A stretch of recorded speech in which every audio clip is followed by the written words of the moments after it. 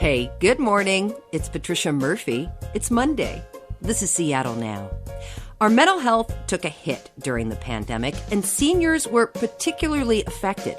But now that things are opening back up, some seniors are approaching life with a new perspective. We'll talk with KUOW's Eilis O'Neill about what she learned. But first, let's get you caught up. Buckle up, travelers. Alaska Airlines is warning customers that scheduling turbulence will likely continue at least through the end of the month. The Seattle-based airline has been canceling about 4% of its flights, about 50 a day, as it navigates scheduling issues and pilot shortages. In a video statement Friday, Alaska's CEO apologized and promised that the airline was increasing staff and should be back on track for July and August. In related travel news, Amtrak Cascades is also dealing with ongoing staffing issues. KOMO reports Amtrak train service north of Seattle won't be back until December. The route makes 5 stops between here and Vancouver, BC. It's been suspended since May 2020 when the Canadian border closed to non-essential travel. And as the number of bird flu cases grows, so does the concern around events like livestock fairs and exhibitions. The State Department of Agriculture is asking people to skip those kinds of events until 30 days after the last confirmed detection of bird flu. The very contagious and deadly virus among chickens is currently spreading throughout U.S. flocks and has been found in 6 counties here. COVID and lockdown was hard on everyone, but the isolation hit seniors especially hard. A national survey on seniors and depression during COVID found that 1 in 4 were struggling. Now that the crisis of the pandemic is in the rearview mirror for now, there are new opportunities for everyone to get out, and like many of us, seniors are rethinking what they want to do with their remaining years. KUOW's Eilis O'Neill talked to some seniors who are making some changes after gaining a new perspective. Hey, Eilis, really glad to have you here. Thank you. Thanks for having me. So, no denying it, things were hard all over for everyone during the pandemic, but what made it particularly hard for seniors? Well, if you were a senior during the pandemic and you got COVID, the risk of having a bad outcome was very high. And so seniors went into a more extreme lockdown in many cases, even than the rest of us, in terms of really trying to limit all social contact and avoid getting COVID. Seniors are already at increased risk for isolation. Many of them live alone.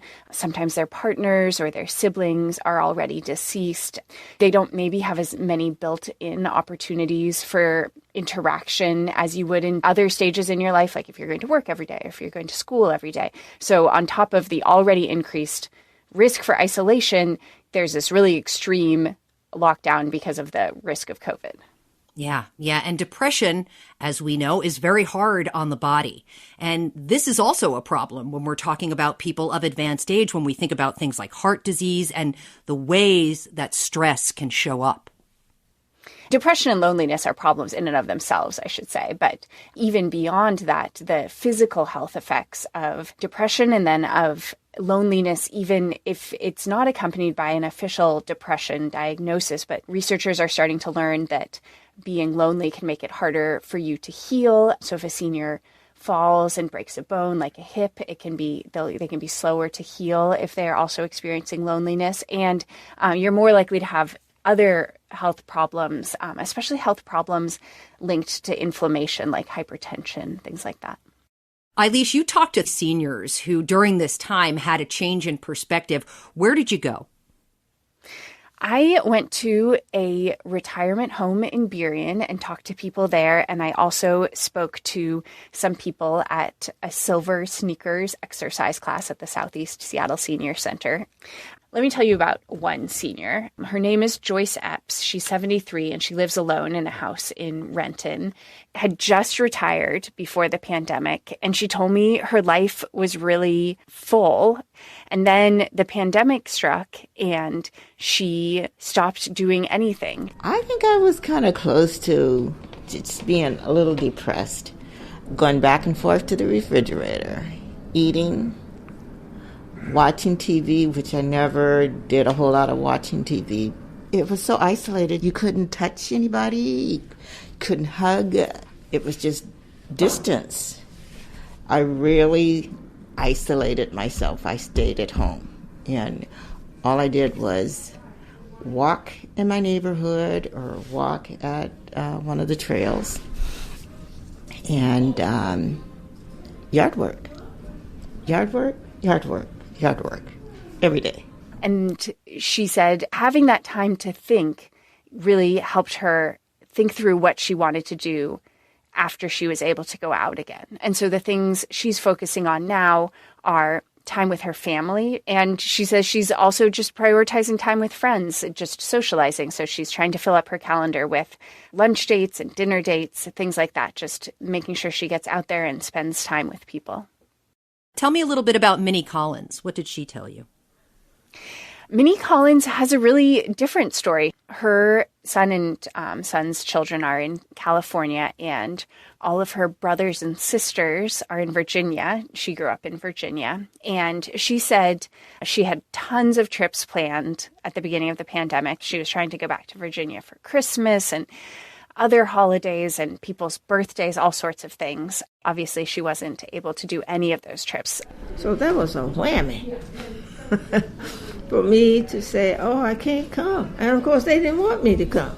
My oldest living sister said, don't bring that stuff over here, because she'd heard about it being first recognized in our state. She said, no, you stay over there. Don't bring it over here. So I said, I respect that. And even today, she says, I don't know whether you should even come this summer. So I feel a little bit like a part of me is missing. To cope with the fact that she had all these canceled trips and wasn't able to see family far away, she really started focusing on her writing. She's a retired English professor and a writer and an editor, and she has been focusing on those things, working on books, working on editing anthologies. And she said that the pandemic has given her time to realize that a lot of the social events that she said yes to before the pandemic, that those were just for her distraction.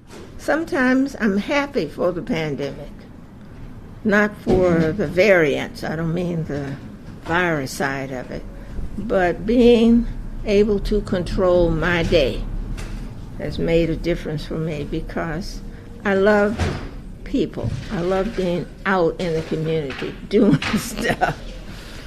And sometimes I felt that I just said yes, yes, yes to everything and everybody. And now that I've had a moment to reevaluate it, it's like, I don't need to do that anymore.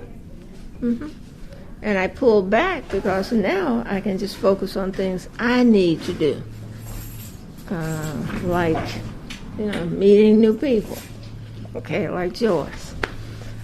Spending time in front of my computer, getting my next book out, all those things. So that is what she is doing. She's really, really focusing on her writing. Is there anything that you noticed about all the people that you spoke with that seems to resonate among them? I think the common thread, even though some are focusing on socializing more and some are focusing on socializing less, they all told me they realized during the pandemic just how precious the time they have left is. And so they're trying to focus on whatever it is that is most important to them in that remaining time. And I think a lot of us had that realization during the pandemic, right? What feeds us as opposed to what we felt obligated to do, and what makes us healthier in our lives. Eilis, who is not getting back out there and why among the senior community? Minnie Collins is actually an example of kind of this continued anxiety. She still is too worried to get on a plane to go see her son and grandchildren in California or her siblings over in Virginia. And there are other people who, the director of the Southeast Seattle Senior Center told me there are other people who are even more extreme in being nervous about returning to their previous activities and lives. And then there are others who want to get back out there, but their adult children won't allow it. They say, it's too dangerous, I don't want to lose you. And what the director of the Southeast Seattle Senior Center told me is at this point in the pandemic, she is more worried about the threat isolation poses to seniors in terms of both mental health effects and actual physical health effects than she is about any individual COVID case in this post-vaccine and double-boosted world. She's making individual phone calls to members who are still in isolation and saying, what can we do to help you feel safe? And she's even calling the adult children. And she told me encouraging them to encourage their parents to get back out there. Yeah. Eilis, I know there are seniors in our community who are not getting out right now, and that's bad. And I wonder, reaching out to them is probably important. Do you have a senior in your life that you think about? Yeah, my grandmother I sometimes lose track. She's in her mid-90s, maybe 95. And she lives at a retirement home in Wallingford. And during the pandemic, we were really worried about her. My grandmother has never been a phone talker. The average length of phone call with her prior to the pandemic was like 30 seconds. You'd call her and say, let's get lunch. She'd say, great, what time? Where do I meet you? See you then. And during the pandemic, we would, I'd talk to my sister or my father, and we would say, I talked to Grandma for 37 minutes on the phone today. It was a record because she was just in her apartment alone and she really needed to talk to people. Are you back to 30-second phone calls? We are back to 30-second phone calls, actually.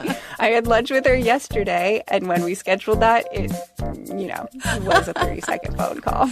Extreme circumstances only. KUOW's Eilis O'Neill, really appreciate your time. Thanks for looking into the seniors for us. Thanks so much for talking to me about it. Thanks for listening. Diana Opong produced today's show with help from Jason Pagano. Matt Jorgensen does our theme music. I'm Patricia Murphy. See you tomorrow.